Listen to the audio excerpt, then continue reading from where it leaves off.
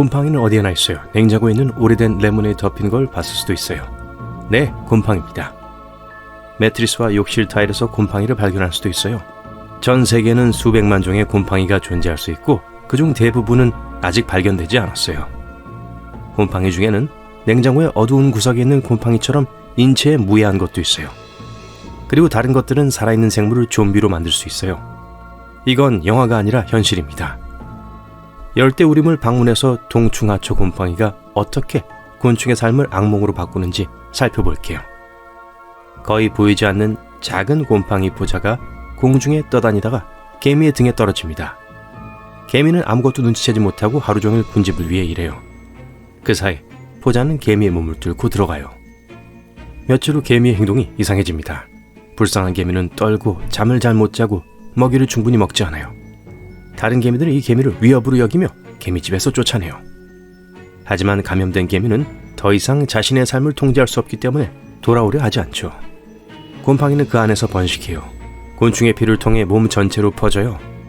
곰팡이는 천천히 신경계 전체를 점령하고 근육을 제어하기 시작하며 뇌에 영향을 미쳐요.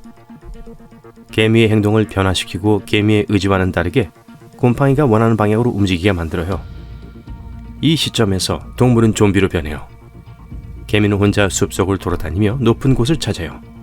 풀잎, 식물 또는 덤불이 될 수 있어요. 다음으로 개미는 25cm 높이로 올라가 턱으로 줄기를 단단히 잡아요. 개미를 제거할 수 있는 건 아무것도 없어요. 개미는 더 이상 턱을 이완할 수 없기 때문이죠. 곤충은 며칠 동안 그곳에서 기다려요. 이 모든 시간 동안 곰팡이는 개미를 먹고 천천히 자라요. 개미로부터 다른 쪽으로 나오고 뒤틀리고 다른 방향으로 갈라져요. 그런 다음 기생충이 자라서 위로 올라와 수천 개의 작은 포자를 공기 중으로 방출해요. 포자는 숲 곳곳을 날아다니며 물이나 나뭇잎, 동물의 털, 숲속을 걷는 사람의 머리카락에 떨어져요. 이러한 거의 모든 장소에서 포자는 오래 살지 못해요. 하지만 일부는 숙주를 찾아요. 일부 포자는 일하는 개미가 있는 부위에 묻을 수 있어요. 그리고 곰팡이가 그들 중 일부에 떨어지면 모든 것이 다시 시작되죠. 이제 이 작은 괴물이 진화해서 사람들을 공격하기 시작한다고 상상해보세요. 과학자들은 인간의 체온이 곰팡이에 비해 너무 높기 때문에 이것이 불가능하다고 말했어요. 하지만 결국 지구 전체 온도가 점차 상승하고 있잖아요. 이건 곰팡이가 온난화에 적응할 것임을 의미하죠. 그런 사건이 발생한다면 작은 포자가 귀, 코, 입을 통해 인체에 침투해서 혈액으로 들어가요. 거기에서 신경계의 번식과 포획이 시작됩니다. 환자는 열이 나고 환각을 경험해요. 곧 그들은 정신을 잃고 단 한 가지만 원하게 될 거예요. 다른 사람들과 곰팡이를 공유하는 거예요. 곰팡이가 개미를 턱으로 입에 단단히 달라붙게 만들 수 있다면 사람의 근육을 제어하고 힘을 증가시킬 수도 있겠죠. 하지만 감염된 사람들은 다른 사람을 공격하지 않아요. 그들은 건물이나 나무의 지붕에 올라가 영원히 잠들 거예요. 한편 곰팡이는 발아에서 포자를 방출해요. 포자는 바람을 타고 전 세계로 퍼져요. 감염 첫 몇 주 동안 사람들이 아직 충분히 준비되지 않은 상태에서 곰팡이는 빠르게 퍼져 지구를 장악할 거예요. 접촉을 피한 남은 생존자들은 지하에 숨어 벙커를 건설할 거예요. 그러면 우선 방독면이 금보다 더 귀해질 거죠. 하지만 인류의 생존이 사업보다 더 중요하다는 것을 사람들이 깨닫게 되면 방독면이 대중적으로 보급되겠죠. 끔찍하게 들릴지 모르지만 이 모든 것은 좋은 소식이에요. 감염자로부터 도망쳐서 그들과 싸울 필요가 없기 때문이죠.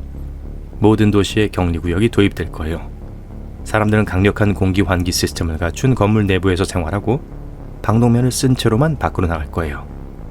자신이 감염된 것을 알게 되면 침착하게 경찰에 알리고 도시를 떠날 거예요. 그들은 식량을 공급받고 그를 사랑하는 주변 사람들은 감염자가 잠들 때까지 방독면을 쓰고 그들과 함께 있어도 된다는 허가를 받게 됩니다. 거리 곳곳에 곰팡이가 있을 거예요. 건물의 지붕과 벽에 거대한 버섯 농장이 어떻게 자라는지 볼 수 있어요. 곰팡이 포자의 농도가 강하기 때문에 공기는 자욱한 안개와 비슷할 거예요. 하지만 방독면이 있다면 위험하지 않아요. 좀비 종말은 꽤 차분하고 조용할 거예요. 하지만 여전히 세상은 어려울 거예요. 곰팡이 때문이 아니라 다른 사람들 때문에요. 모든 도시가 정돈되지는 않을 겁니다.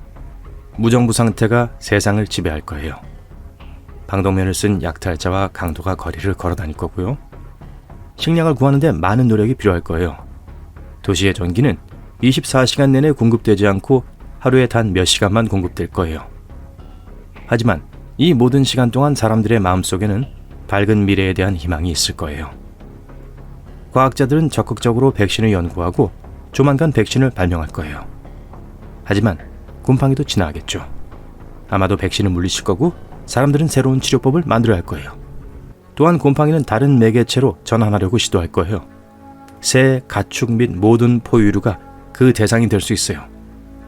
뿔에 곰팡이가 크게 자라고 있는 감염된 사슴을 상상해 보세요. 미생물이 세상을 지배하고 큰 생물의 개체수가 감소할 거예요.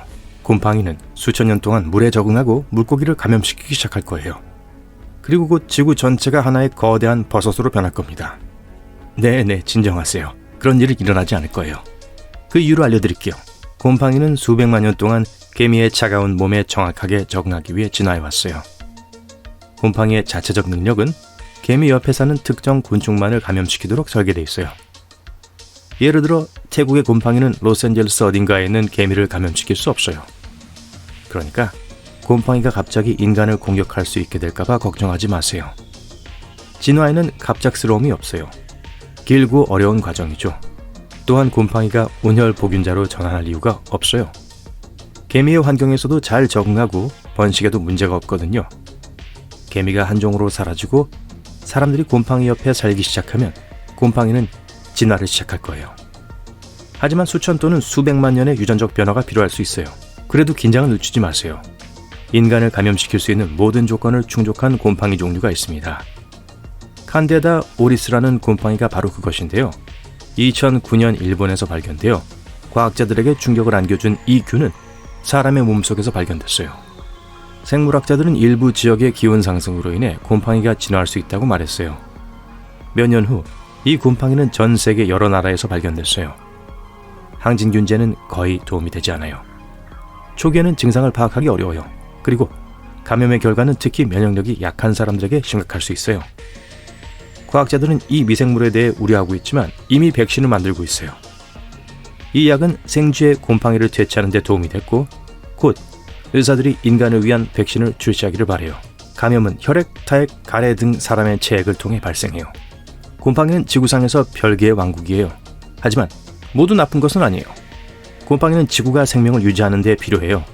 토양을 귀중한 물질로 풍부하게 하고 유해 물질을 소화하죠. 곰팡이는 수백만 년 전 식물이 물에서 나와 육지에 적응하는 데 도움을 줬어요. 오늘날 식물의 90%는 곰팡이 없이는 생존할 수 없어요. 균류는 거대한 그물처럼 보이는 유기체예요.